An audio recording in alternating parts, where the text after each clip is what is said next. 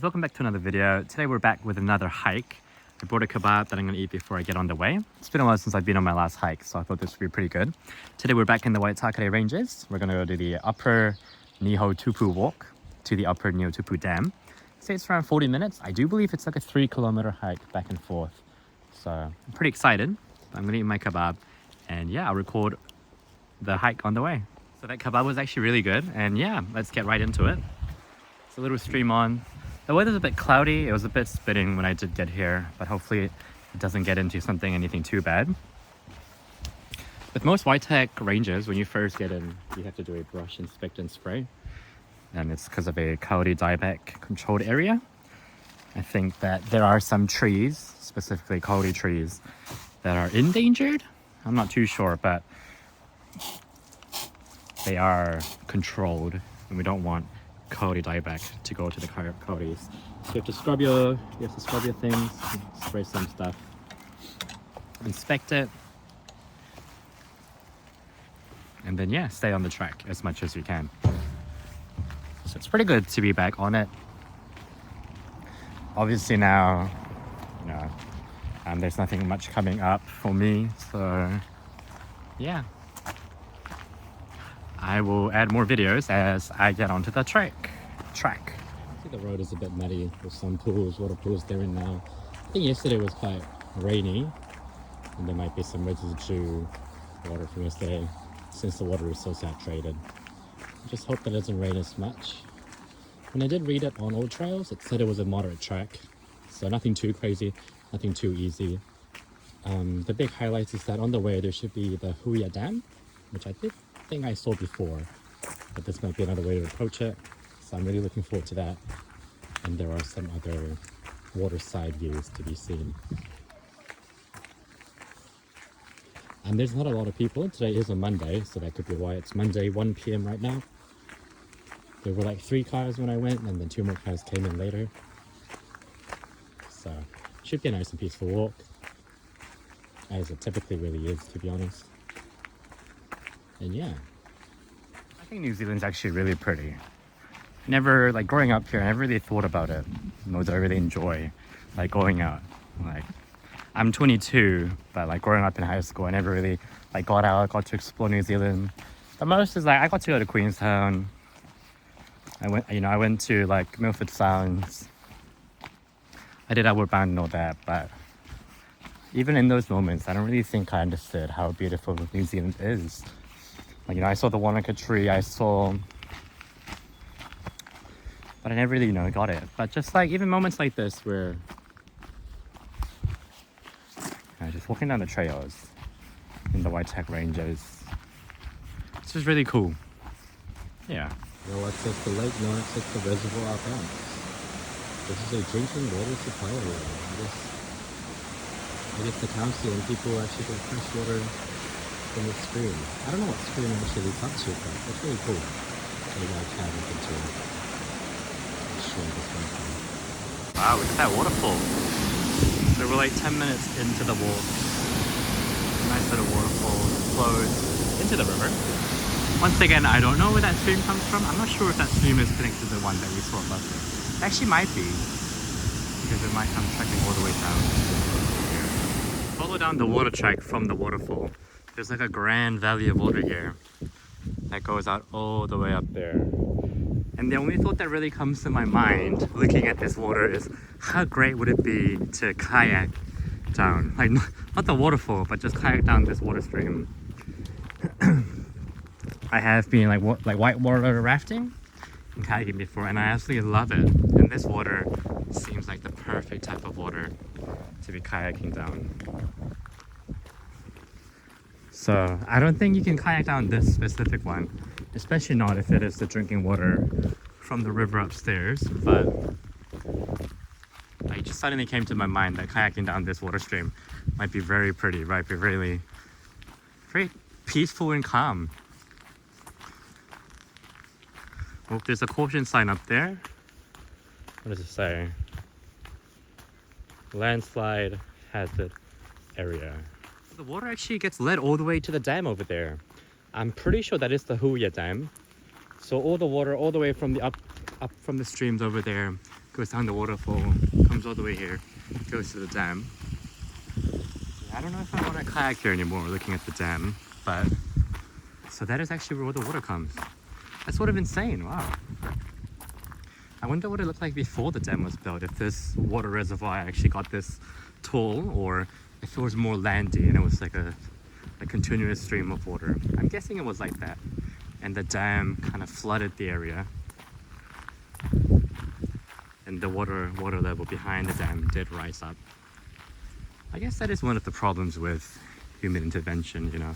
Dam is really good for energy making through like hydropower, and I guess limiting water, but I have heard horror stories, not sure in New Zealand particularly, but overseas, like Vietnam, where they dam off a whole water supply for a village, and either the village has no more water, no more fish to eat, or like if they dammed up the water and the water level rose, everything behind it did get like flooded out.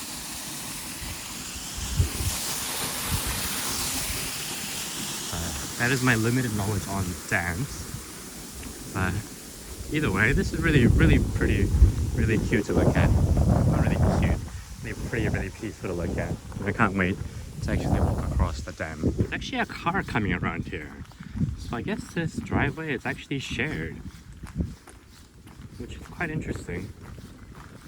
Yeah, there's actually a white car coming up, so I'm gonna have to go to the side.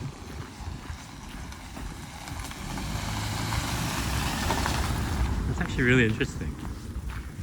But the dam is up there. What if I jump in right now? What if I like cannonball right now? I wonder how deep this is. I'm pretty sure if I cannonball in right now, I will be able to swim to the dam and live. Like the currents don't seem too strong. There doesn't seem to be any like rocks that might impale me in half. Just like those intrusive thoughts that you have. Like what if I jump off this cliff, cannonball right into the water, then I swim over to the dam. I'm sure there's like a ladder on the dam for me to climb up. Now why would I do that? There's absolutely no reason why I would do that. It actually might be illegal to jump in the water. I might get fined. Oh, there's like a buoy. Buoy? Like a floating buoy there. Ooh, I wonder what that's for. Ooh, I do know people like put buoys in the ocean to either like seaweed farm, oyster farm, or farm for something, but I doubt that's for this type of farming. Ooh, I really wonder what that buoy's for. There's a under 30 sign here. Maybe it's for me if I jump in the water? I don't know. Maybe people actually do jump in and then the buoy ends up saving them. Maybe it's like if I'm here on land and I see someone like in the water, so I need to call 111, which is our like national like police line, and then do I tell them, oh, he's at the first buoy? Perhaps it is something like that. It's like a way of a marker. It is definitely a marker, but what is the existence of the marker? Or maybe they do fish, or maybe they have like sensors in the water in the dam to sense like pressure, temperature, ocean life. But they're like, you know, obviously the researchers don't know where they put the sensors at. So they need to have a marker so they know where the sensor is. I could be totally wrong. These are all my educated guesses. I don't even know if I call it educated, to be honest, but something fun to think about why that would be there. We had gone past it. I haven't seen any other buoys. That's like the only first buoy I've really seen. Or maybe someone just chucked it in there and it's been there ever since. I wonder if people actually like go on the dam, like not like swimming, but people on like proper boats or lifeboats. Then I wonder what like their purpose for going on this water is, because I assume they put this dam up for hydropower. It's like one of the main reasons. I guess another reason for the dam could be water control. Maybe this dam is all drinking water. If that's the case, I don't think there'll be boats on the water. If that stream up, if that sign up the stream said this is all drinking water and it streams out here, which I'm assuming it does. We made it to the dam. We made it to Upper Nihotupu Dam from Water Care Services Limited. guess it's a limited company. There's a little shed here that has the history about the dam. Welcome to Upper Nihotupu Dam. It's one of the 5 water dams built in the Waitakere ranges. It completed in 1923. Damn, and it supplies 20% of Auckland's water. So that actually supplies a lot of water to the entire Auckland. They also operate full water supply, which provides 60% of Auckland's water. That's crazy. And there is some stuff here. So we're in the Upper Nihotupu Dam, which is 2.2 gigaliters. So it's not the biggest. The biggest would be the lower. No, the biggest would be the lower Huia Dam. Wait, so this is not Huia Dam. It's actually the Nihotupu Dam. And 1 gigaliter is 1 billion liters of water. It's like a gigabyte. And then on the other side, there is some more history, water from our dams. So where does the water originate? So it definitely is where it is what we saw. That is where the water originates. When they reach capacity, they spill into engineered spillway. And then I guess they measure how much has been spilled away to see how much rain has fallen. That's a pretty smart way of doing it. So we are right here on the Upper Nihotupu Dam. I think last time I went to the Lower Huia Dam, it was pretty good as well. But yeah, now let's look at the actual dam.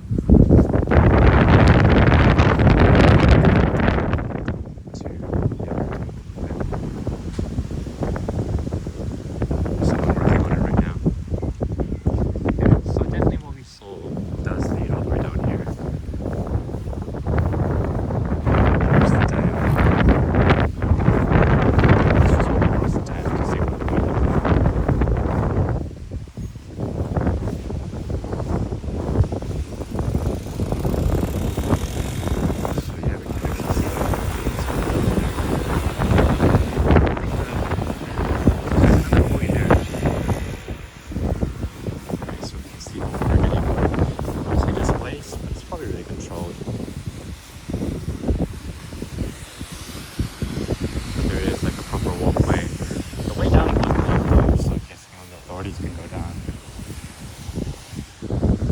Camera.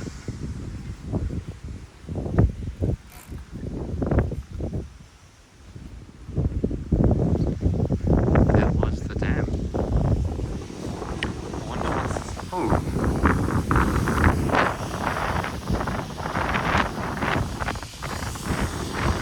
I'm so scared I'm gonna drop my phone. I'm like sweating. That's fine. Did not drop it. Let's see what's at the end of this bridge. Dam. I'm absolutely surprised. At the end of the dam, it's absolutely nothing. Stop, do not access. There doesn't really seem to be a walk point, but I guess I can't enter that. And yeah, there's absolutely nothing here. That was the dam.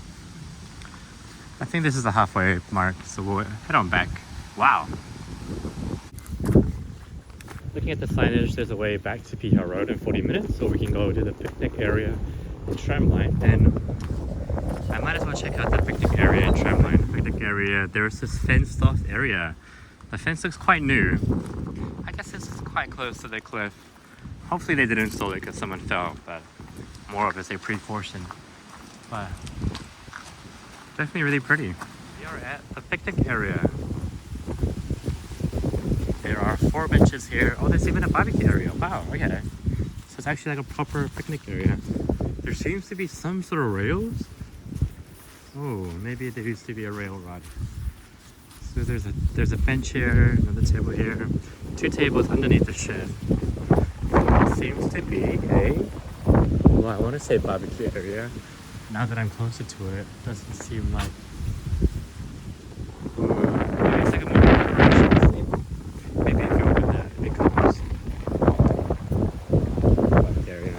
There's a place to brush your shoes. Let's see what's out here. Oh, the road is a bit muddy.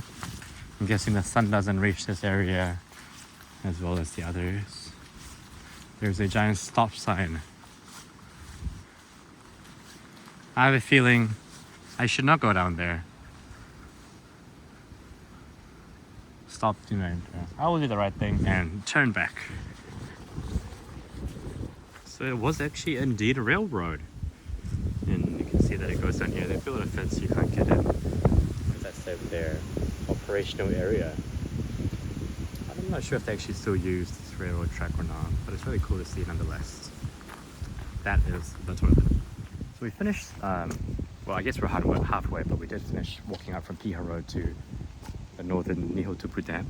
And that was all we could see. As we can see, there are other tracks that we saw before. I guess they lead somewhere. There's a big pipe next to it as well. Quite interesting. Now that we're at the end, we gotta make our ways back to the car. That would be the end. I did take a good amount of breaks for getting here. It took me around 40 minutes. But yeah. Hey guys, yep, so we made it back to the starting point, as you can see here. It was a pretty good walk. I would recommend it. I really like the dam. I really like seeing the waterfall and seeing all that water. I actually felt like I was following the stream down until I actually hit the waterfall. So that was actually a really enjoyable moment. Hope you enjoyed this guys today's episode, and I'll see you guys next time.